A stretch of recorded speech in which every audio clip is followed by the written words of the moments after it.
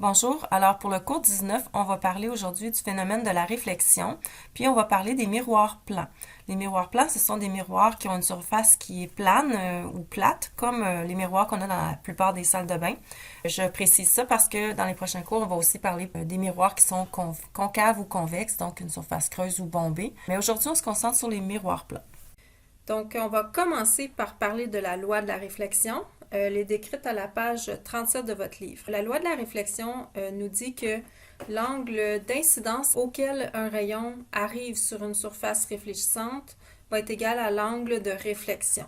Il faut savoir ici que quand on parle d'un angle d'incidence, celui-ci est mesuré non pas par rapport à la surface, mais par rapport à un segment perpendiculaire à la surface qu'on appelle la normale. Fait que quand vous avez une interface entre deux milieux, on identifie ici l'interface. Bon, je ne fais pas une ligne très droite, là, mais vous voyez la surface du solide est là. Alors, la normale, c'est un segment qui est à 90 degrés de la surface.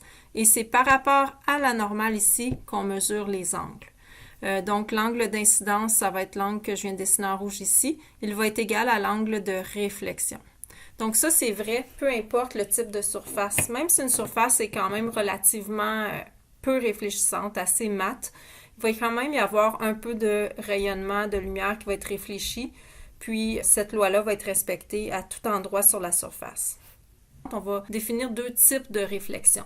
Donc la réflexion qu'on dit spéculaire. La réflexion spéculaire, c'est lorsqu'on parle d'une surface qui est lisse au niveau microscopique. Donc, si on regarde avec un microscope, tous les atomes sont bien alignés en belle ligne droite. Donc, à ce moment-là, si on a des rayons qui sont incidents d'une source lumineuse, ils vont arriver tous au même angle comme ceci. Mais quand ça va percuter la surface, vu que la surface elle est lisse et bien droite, la normale à chaque point d'arrivée des rayons va être parallèle, ce qui fait que la réflexion de tous les rayons va se faire dans la même direction, de façon comme organisée.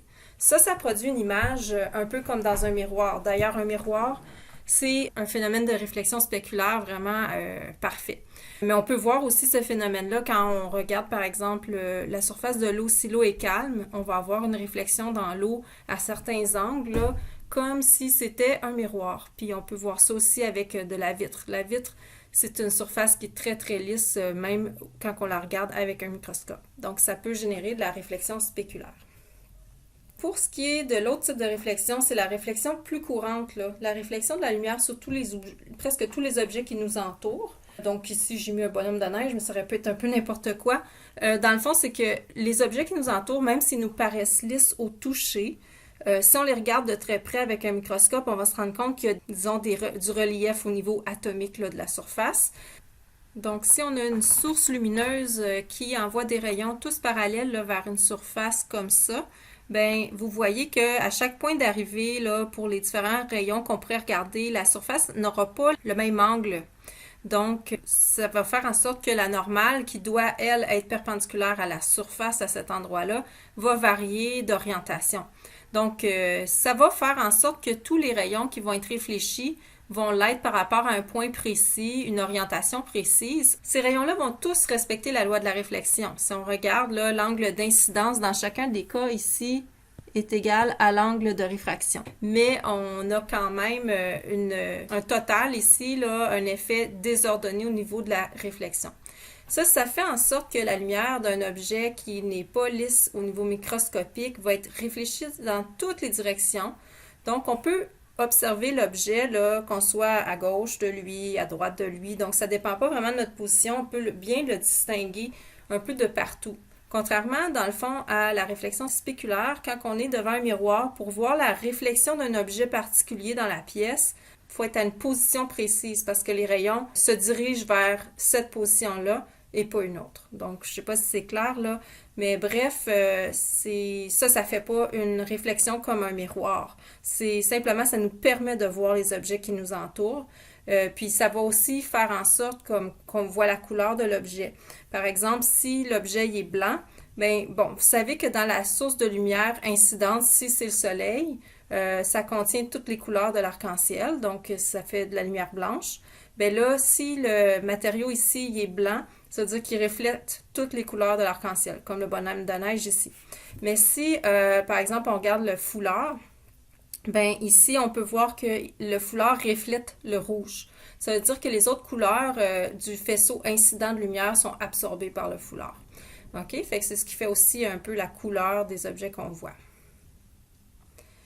Maintenant, je vous montre un petit vidéo fait par nos techniciens de laboratoire pour une manipulation qu'on faisait à titre un peu exploratoire là, pour vérifier, valider la loi de la réflexion à l'aide d'un faisceau laser, puis aussi pour voir à quelle position se trouve une image quand on place un objet là, devant un miroir plan. Donc, trouver l'endroit où se forme l'image. Fait que je vous laisse écouter la vidéo, puis on s'en reparle après. Alors aujourd'hui, on a un montage pour vérifier la loi de la réflexion.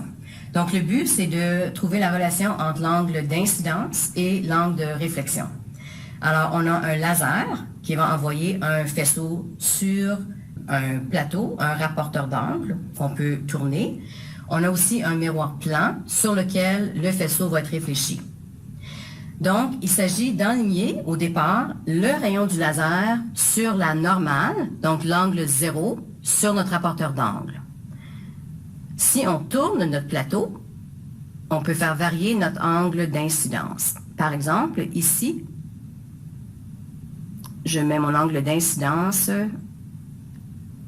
à 15 degrés, l'angle d'incidence, et la réflexion, je peux le lire ici, et c'est 15 degrés aussi. Je peux le tourner maintenant pour un angle incident à 30 degrés. L'incident à 30 degrés, la réflexion à 30 degrés également. Donc, on a pris les mesures pour vous et il se trouve dans le tableau ci-joint. Je fais une petite pause ici pour vous montrer que pour toutes les mesures différentes d'angle d'incidence, on a obtenu expérimentalement des mesures d'angle de réflexion, on pourrait dire identiques. On voit une petite différence de 1 degré pour l'angle le plus grand, de 75 degrés. Ça, c'est dû au fait que quand on fait une expérience, il y a toujours une erreur expérimentale associée à l'expérience, que ce soit parce que le faisceau laser n'est pas extrêmement fin, donc étant donné qu'il y a une certaine largeur puis un peu un flou, ça peut être difficile à lire la position. Puis le rapporteur d'angle lui-même aussi, de par la façon qu'il est conçu, on a une incertitude de 1/2 degré. C'est 1/2 de la plus petite division à chaque fois qu'on fait une mesure. Donc, c'est pas si étonnant que ça d'avoir 1 degré de différence ici, mais ça concorde vraiment. On voit qu'on a bel et bien l'angle de réflexion qui est égal à l'angle d'incidence. Et vous avez remarqué, ces angles-là étaient mesurés par rapport à la normale et non par rapport à la surface. Je continue. Alors aujourd'hui, c'est un laboratoire sur la position de l'image formée par un miroir plan. Alors, on a un miroir plan, on a une tige bleue placée devant le miroir plan à 10 cm. On a une règle pour nous donner la distance et il y a également une règle qui est placée à partir du miroir vers l'arrière du miroir sur lequel on place un objet ou une tige blanche. Donc l'objet, c'est de bouger la tige blanche le long de la règle et ensuite de regarder avec la caméra latéralement pour voir si l'image de notre tige bleue est enlignée avec notre tige blanche derrière le miroir. Donc on le place à une distance peu importe. Et on regarde voir latéralement, en bougeant la caméra latéralement, si notre objet s'enligne avec l'image. J'apporte une précision ici à ce qu'on doit observer. Donc, je répète, on a une tige bleue qui est située devant le miroir plan. À l'intérieur du miroir plan, on voit l'image de la tige bleue. Et on a placé en arrière du miroir une tige blanche. Donc, ce qu'on veut observer, c'est que l'image de la tige bleue dans le miroir soit alignée avec la tige blanche à l'arrière. Présentement, ils le sont alignés. Donc, la tige blanche se trouve vis-à-vis. Ce qu'on veut, c'est que l'alignement soit respecté, peu importe le point de vue de l'observateur, donc qu'on soit à droite, au milieu ou à gauche du miroir, que l'alignement soit toujours respecté. Si j'avance un petit peu, présentement, on n'a plus l'alignement. La tige blanche n'est plus alignée avec l'image.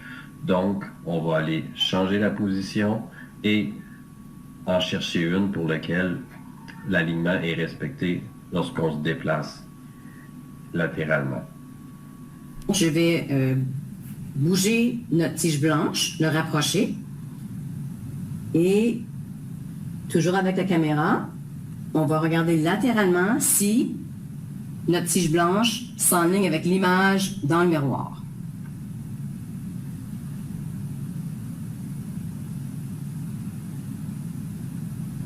Alors, je le rapproche. Et maintenant, une troisième fois, on va regarder si notre tige blanche s'enligne avec l'image dans le miroir.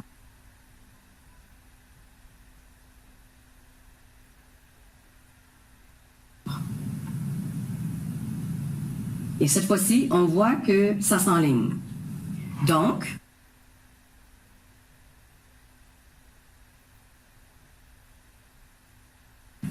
on va mesurer la distance entre le miroir et notre tige bleue, et c'est 10 cm. Et si on mesure par rapport au miroir, à quelle distance se trouve la tige blanche derrière le miroir, c'est également à 10 cm. Maintenant, si on prend une autre mesure, par exemple, si on bouge notre tige bleue devant le miroir à une distance de 15 cm. Alors, on recommence la même chose. On veut bouger notre tige blanche derrière le miroir jusqu'à ce qu'il s'enligne avec l'image qu'on a de notre tige bleue dans le miroir. Donc, je le place ici et on regarde latéralement pour voir si l'image dans le miroir s'enligne avec la tige derrière le miroir.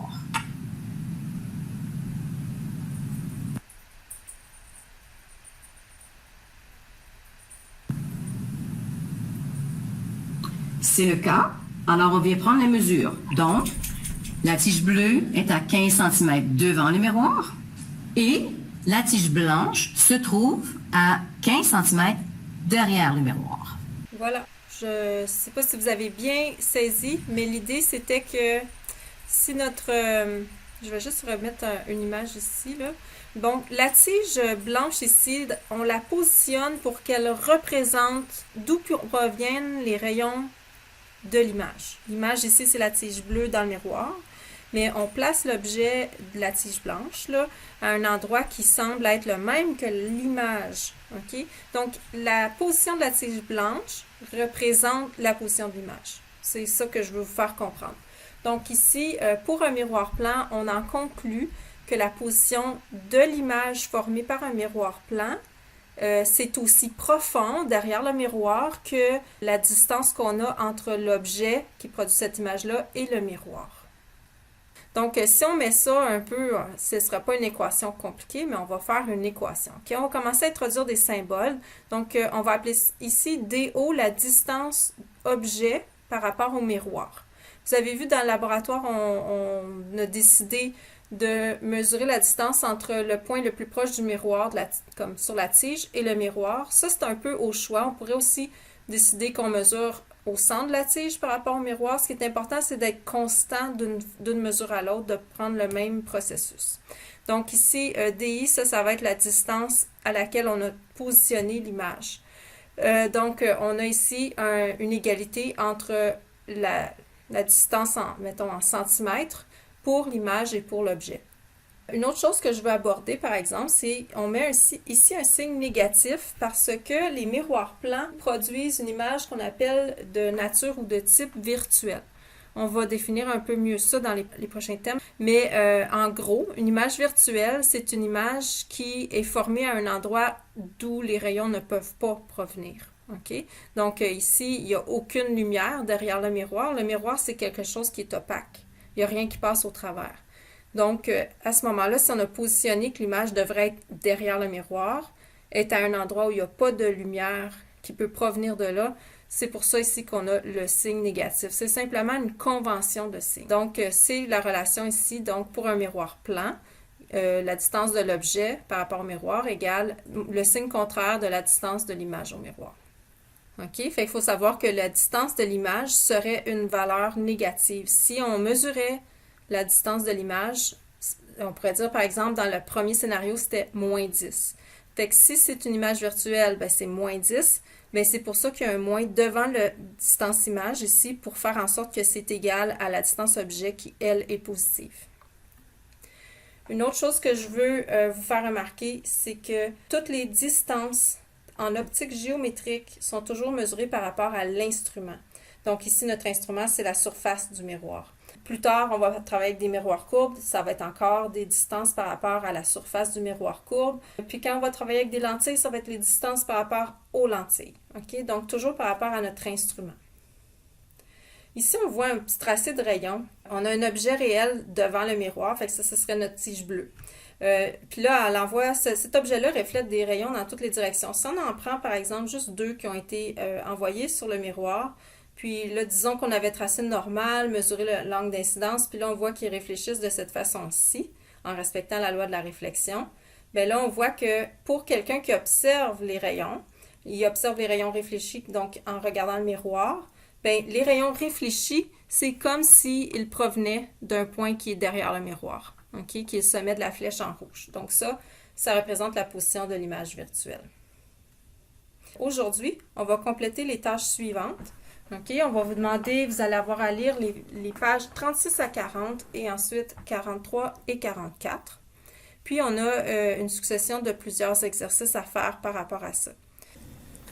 Donc, vous avez ensuite les réponses aux différentes questions accompagnées de schémas dans certains cas. Donc, voici pour les pages 41-42. Ensuite, la page 45. Et finalement, pages 46 et 47. Ces réponses-là sont aussi dans le fichier PowerPoint là, habituel, là, exercices et réponses. Alors, c'est tout pour le cours d'aujourd'hui. Bonne journée, bon travail!